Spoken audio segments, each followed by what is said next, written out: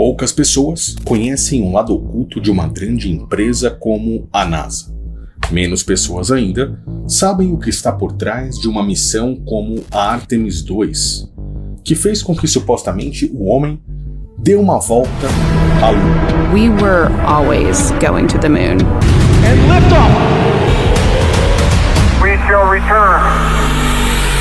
Diferente da missão Apollo 11, que ocorreu há décadas atrás, com menos tecnologia, e fez com que o homem supostamente pisasse na Lua. It's one small step for man,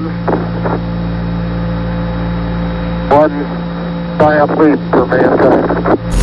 O que já faz com que nós enxerguemos tudo isso de uma forma estranha, pois, com menos tecnologia, fizeram uma missão melhor do que essa atualmente. A primeira pergunta é: por quê? Quando nós começamos a observar em detalhes cada uma dessas narrativas do sistema, principalmente de uma grande empresa como a NASA, nós precisamos voltar ao passado. Não apenas na missão Apollo 11, mas precisamos ir além. Voltar lá no início e conhecer um dos fundadores ocultos dessa grande empresa. Aquele que desenvolveu os motores, os propulsores dos foguetes que são utilizados na NASA. E o que tinha em sua mente, quais eram as suas práticas. Só assim compreendemos hoje o que estão fazendo no mundo com a missão Artemis II. Será que estamos falando apenas da ida do homem à Lua de uma forma completamente física, científica, para que possam fazer mais estudos? Ou estamos falando do lado espiritual? Estaríamos diante de um grande ritual que para muitos é um absurdo, mas eu tenho certeza que ao finalizar esse programa de hoje, chamado de Será que é verdade?, você irá se perguntar: será que tudo isso pode ser uma grande realidade? Pois as informações que você verá a partir de agora irão literalmente mexer com a sua cabeça. O primeiro passo é compreender que dia 1º de abril, convenhamos, a todos, é um grande gatilho para que eles possam zombar da cara da população com uma grande mentira.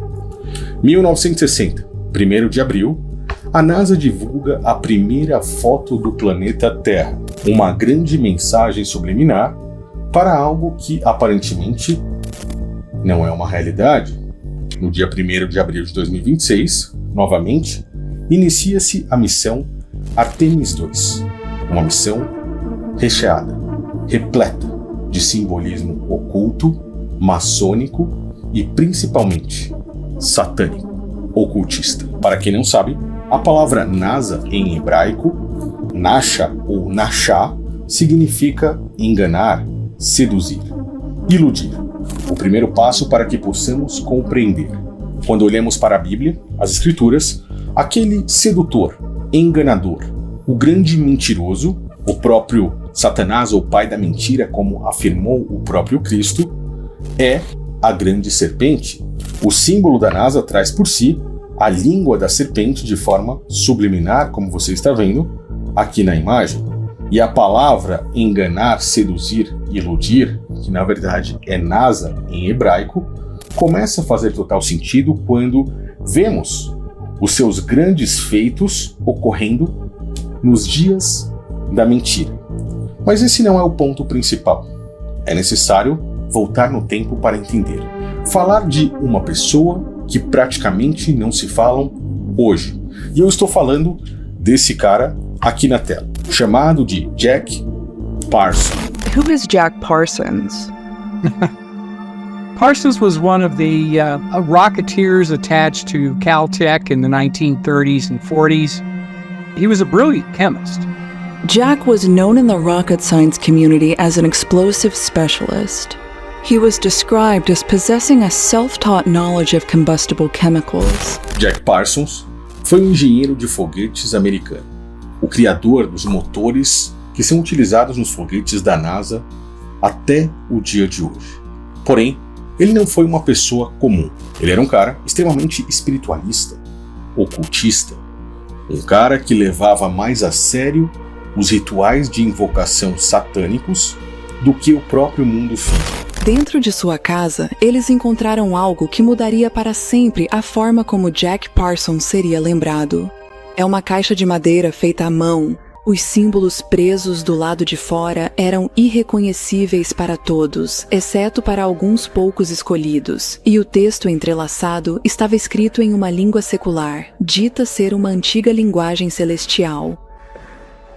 Dentro da caixa estavam anos de escritos pessoais de Jack, com cada página contendo uma pista sobre quem Jack realmente era e quem ele acreditava ser.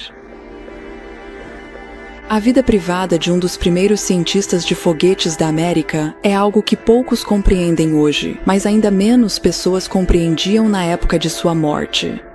Mais percepções podem ser encontradas ao explorar as crenças e práticas às quais ele se dedicou, examinando a correspondência privada de seu círculo íntimo que formou essa sociedade secreta. Adepto de Aleister Crowley, que também tinha os seus laços com a própria maçonaria. Como você pode ver aí nessa matéria, Jack Parsons, sexo, ciência de foguetes e satanismo. Conheça o real fundador da NASA. Por que a NASA ocultou, de certa forma, a própria presença de Jack Parsons? Justamente por causa dos seus rituais. Não é curioso? Observe uma imagem como essa. Voltando lá em 1969, na missão Apollo 11, quando nós observamos a trajetória, como foi simplesmente a ida do homem à Lua. Essa imagem lembra o que é você. É curioso observarmos também um rover chamado Spirit, que em 2009 deixou marcas no solo de Marte. Parece algo familiar e é estranho observarmos uma imagem como essa, não é mesmo?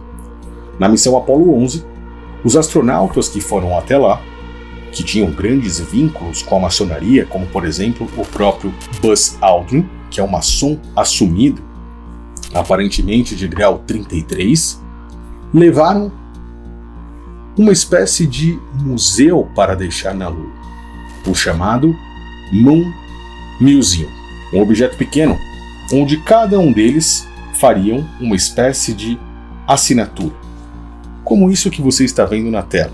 E uma das assinaturas te lembra algo que realmente é pesado?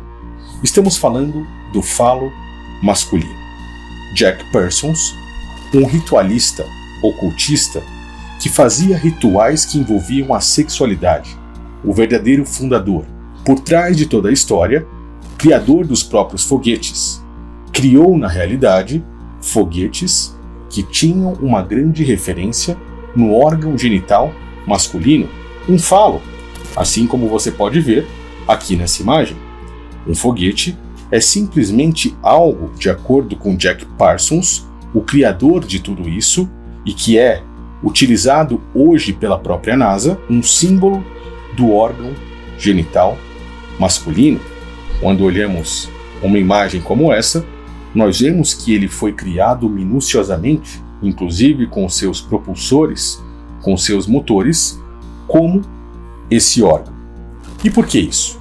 Jack Parsons, um servo fiel dos rituais de Aleister Crowley, estava na realidade fazendo rituais de invocação a uma deusa antiga chamada de Babalon. And I believe in one earth, the mother of us all, and in one womb, wherein all men are begotten, and wherein they shall rest. Mystery of mystery, in her name, Babylon. As escrituras falam sobre ela como a grande Babilônia, aquela que está assentada sobre as nações. The Invocation of the Goddess Babylon. Originalmente aparecendo no livro do Apocalipse, Babilônia é profetizada como um presságio do Apocalipse e é descrita como uma meretriz montada sobre uma besta de 7 cabeças, segurando um cálice dourado cheio da imundície de sua fornicação. Babilônia aparece em Apocalipse 17, e ela é uma figura da Roma imperial e do excesso sexual sendo retratada de forma totalmente negativa. Quando ela chega a Telema através das revelações de Dee, Crowley e Parsons, ela passa por uma mudança significativa. Ela não é lida como um símbolo do mal absoluto. Ela é vista como um símbolo de libertação feminina, completamente recontextualizada em uma nova era que já superou a compreensão cristã do livro. Crowley a descreveu como a mãe das abominações, a noiva do caos que cavalga sobre Nosso Senhor, a besta. Eles estão fazendo rituais de invocação da grande prostituta, a grande Babilônia. Quando nós olhamos símbolos maçônicos e estudamos toda a parte de simbologia oculta, astronomia, entre outros detalhes que envolvem esses rituais ocultos, percebemos que eles têm símbolos, como esse arco royal maçônico. O arco royal representa ali um portal de invocação. Sobre ele está o Sol e a Lua. O Sol representa a energia masculina. A Lua representa a energia feminina. Quando você tem um foguete que vai em direção à Lua com um formato fálico para tentar penetrar ao domo, você tem um ritual sexual acontecendo nos céus. Quando observamos isso e falamos sobre isso, parece uma grande loucura. Mas quando entendemos a história do fundador oculto da NASA, chamado de Jack Parsons, conseguimos compreender o que estavam fazendo por trás de toda essa história. A apresentação dura cerca de 40 minutos e começa com muitos gestos maçônicos e adereços cerimoniais cujo significado seria misterioso para espectadores de primeira viagem, mas, à medida que a missa continua, ela se torna sexualmente sugestiva e, na metade, a sacerdotisa remove completamente sua fantasia. Ao final da apresentação, os membros da plateia são convidados a participar da comunhão. Mas, em vez de um gole de vinho de um cálice compartilhado, os participantes são convidados a beber uma taça inteira cada um. Os ingredientes da hóstia de pão incluem sangue, que pode ser de várias fontes.